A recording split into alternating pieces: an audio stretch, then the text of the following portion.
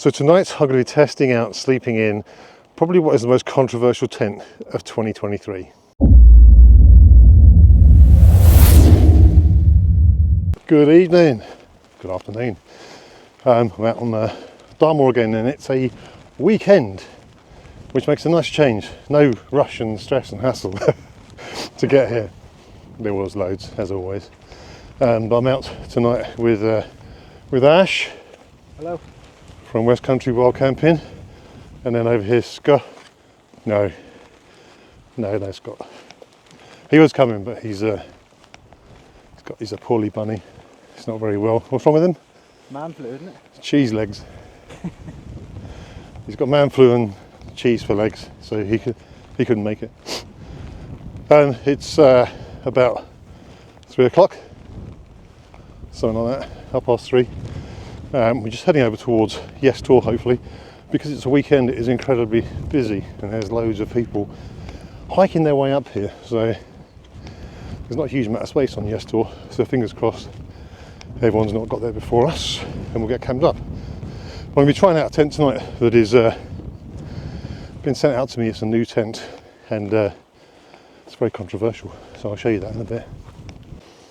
Okay, so first off, what I don't like about this tent: it comes in one ridiculously long bag, but it's in two separate bags inside it. And to me, that just makes it difficult to pack. So on the plus side, you've got two small pack sizes that you can pack easily into your bag, but you can also leave these connected together so you can pack it all away in one go, which is what I prefer to do, to be honest. So together, the inner and the outer weighs 1,296 grams. That's without any pegs, but it includes all of the extra cables that you get to go on it. So I'm going to put these guy lines on there as I put it up. Now, one of the reasons why I brought this tent tonight is because it wasn't going to rain, and this tent needs seam sealing. I haven't had a chance to seam seal it because it has rained for about the last 6 months solid, so I need a dry day to seam seal it, and I haven't had a chance. So I've got to hope that it doesn't rain throughout the night, because I could be in trouble. Weather's not looking too bad at the moment. The wind is blowing the clag and the clouds across that way, but we've already changed place now, so we're on a tour. We don't even know which tour it is. Which tour are we on? West Mill, we think. So yeah, hopefully it doesn't rain, because this is not seam sealed and therefore not waterproof. I'm going to get it up quickly and I'll show you how it works and tell you what it's all about.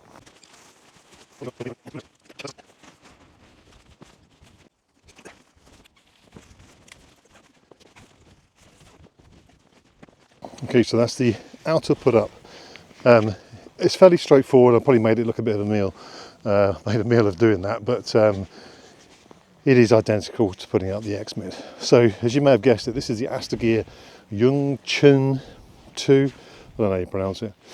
But essentially it is a Chinese copy of the X-Mid.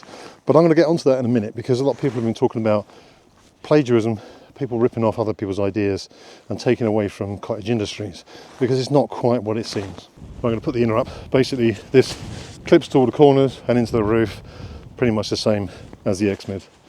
And when I'll show you afterwards.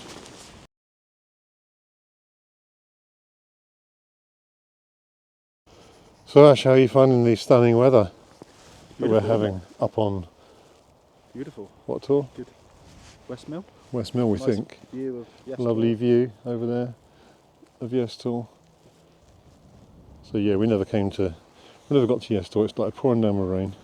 Yeah, the rain was just heading towards us, going out towards Yes Tour. So we just headed back the way we came, and then just headed up to West Mill Tour. There's a group of people over behind us. But yeah, we've sort of finally set up and we're just chilling out. It's dry, it's cold, but it's not bad. I think I might crack open a nice cold beer to warm me up. Like Robin Hood. I am. I steal from the rich and I keep it. Oops, spell over.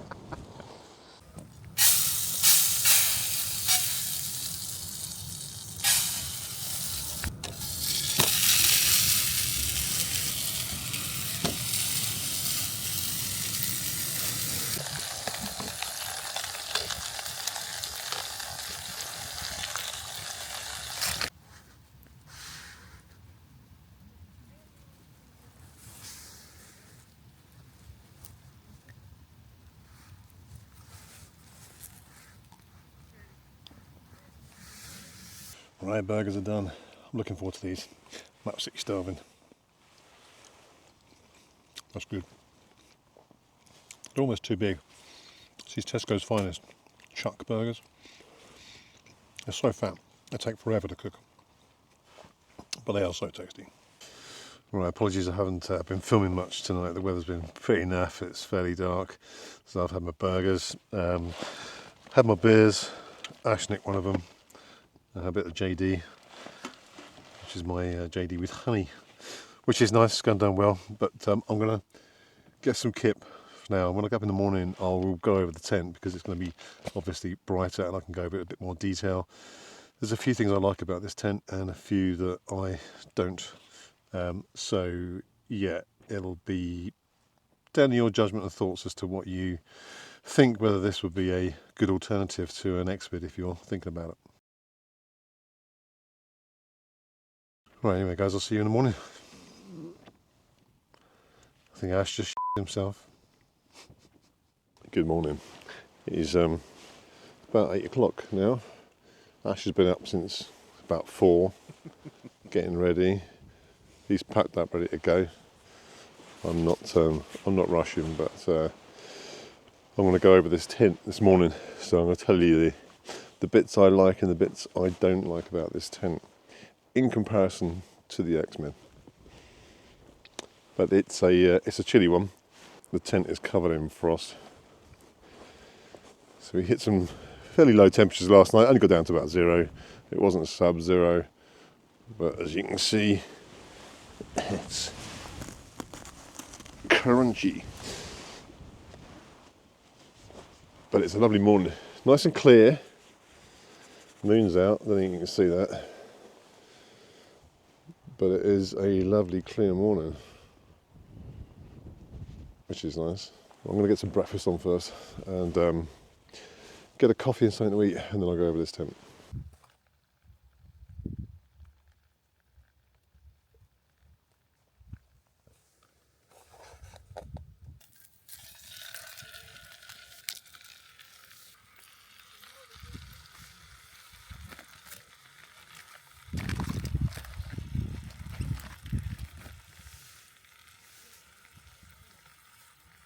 Bacon rolls, brown sauce.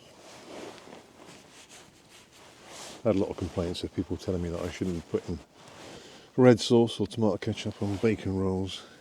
I like both. But just to keep you happy, brown sauce it is. Good bacon this as well. It's naked bacon. And they're really sweet, really sweet rashers. It's a smoked bacon, but very good. On a brioche bun.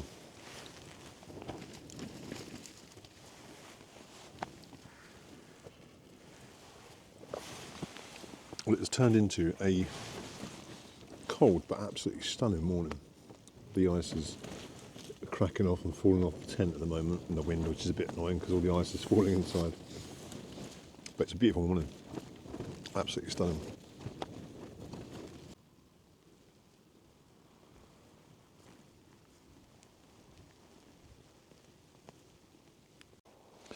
Okay, so let's go over this tent and things I like and don't like.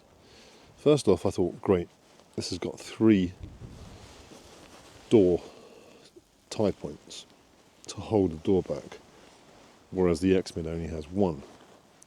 Fantastic, I thought.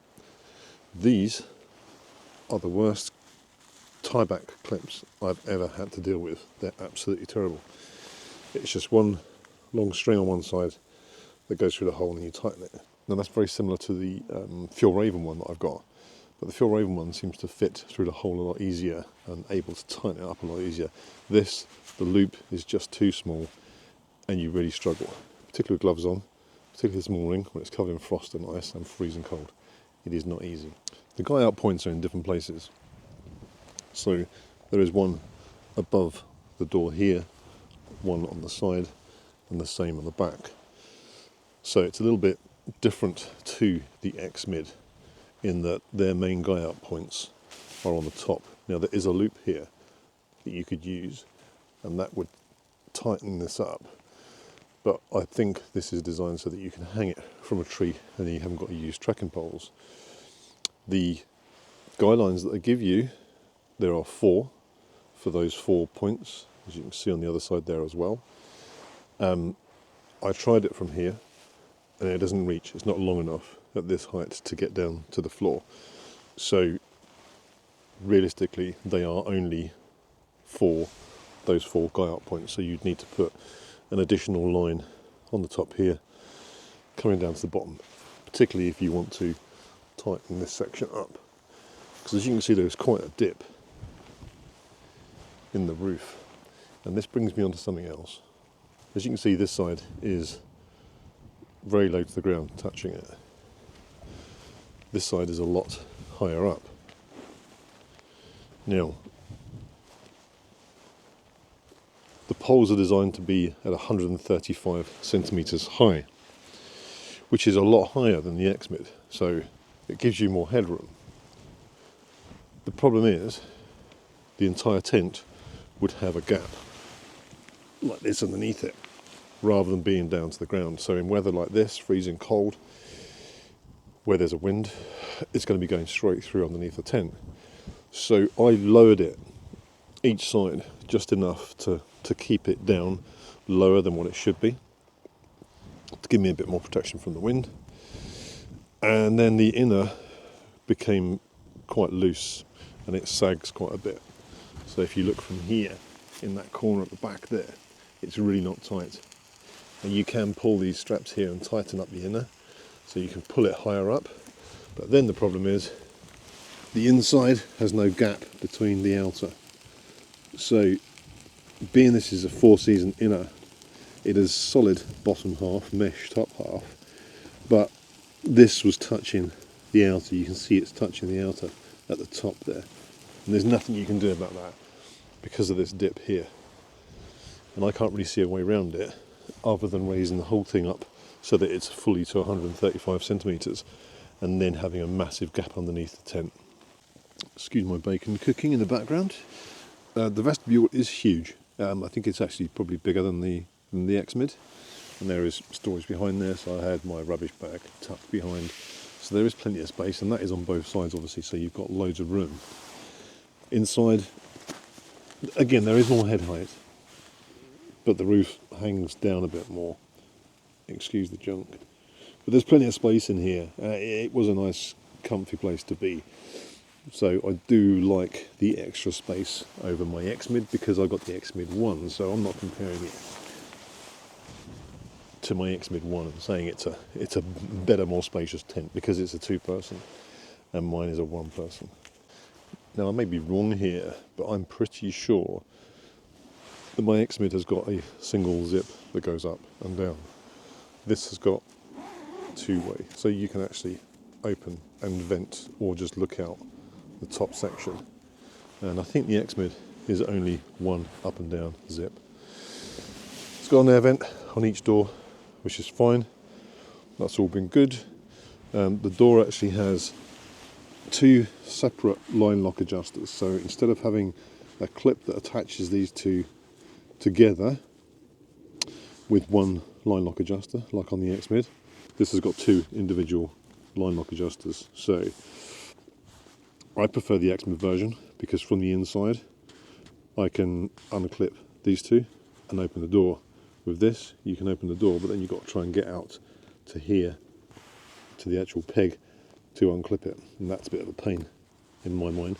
So last night on the other door I just simply didn't attach this one, which meant that if there was any high winds that could have possibly been a failure point. The layout is not identical to the X-Mid. It is very, very close, but it's not exactly the same. So my thoughts on plagiarism and nicking people's ideas.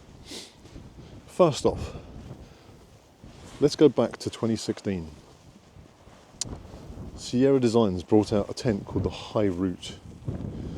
They did a 1-person and they did a 2-person tarp version of it. And it was one of the first ones that came out with an offset trekking pole setup. I'm not too sure on the time frames, but obviously Scarp have got something similar. But let's take the Sierra Designs high route. It is not identical to an X-Mid, but it is very, very close. And the X-Mid came out in 2018, so 2 years after the Sierra Designs version of an offset trekking pole tent system. So, who was the original designer of the offset trekking pole tent? Was it Dan Durston? No, because the Sierra Designs one was out before it. Tarp tent, they possibly had one out before as well. So there was a big kick-off on social media at the moment about how Asta Gear, the cheap Chinese rip-off company, are stealing the Dan Durston X-Mid design. Now there is an actual identical replica of the X-Mid that you can get from Alibaba. You have to buy 100 in one go, but it is exactly the same. This isn't exactly the same, it's close, but even Dan will say it's not the same thing. Now they say that imitation is the greatest form of flattery. So if I was a small cottage industry maker of something, and a massive Chinese company started copying what I did and mass producing it, I'd be quite chuffed at that actually, that someone's taken the time and thought, well, that's a popular product and I'm going to do the same thing. But this world is all about competition and being fair and being open and to give people different options. So we look at cars. Mercedes brought out the car. They invented the car. Everyone else has built one. Every other country, a million different manufacturers. Is that plagiarism? No, it's their take on it, it's their version. It's exactly the same thing. It's got 4 wheels, it's got an engine. But that is what turns the world. Competition is what keeps people moving and adapting and improving. But also it gives people a different option. Now, I love my X-Mid. That and my Fjallraven, my favourite tents, for two completely different reasons. The problem is the X-Mid, if you looked at the two-person X-Mid into the UK with delivery, it's about £280. That's not extremely expensive, but you've then got to pay the import tax on top of that. So it's going to bring it up probably around £340, there or thereabouts. If I could not afford an X-Mid, I wouldn't buy an X-Mid. So Dan is not going to lose my business because I can't afford to buy his product, because he wouldn't have got it in the first place. Now, if I couldn't afford to buy an X-Mid, I simply wouldn't have bought one. And there will be thousands of people out there who'd like to buy an X-Mid but can't afford to buy it. So whether I buy a different product altogether or a copy version of it will not affect the sales of Dan Durston's X-Mid, because I wouldn't have been able to afford it in the first place. Would I choose this tent over the X-Mid? If it wasn't to do with affordability, then no, I wouldn't. The X-Mid is a better product, there's no two ways about it. But this tent is £160, including delivery, shipping to the UK. Now that is probably less than half the price once you take into consideration the import tax of the X-Mid 2.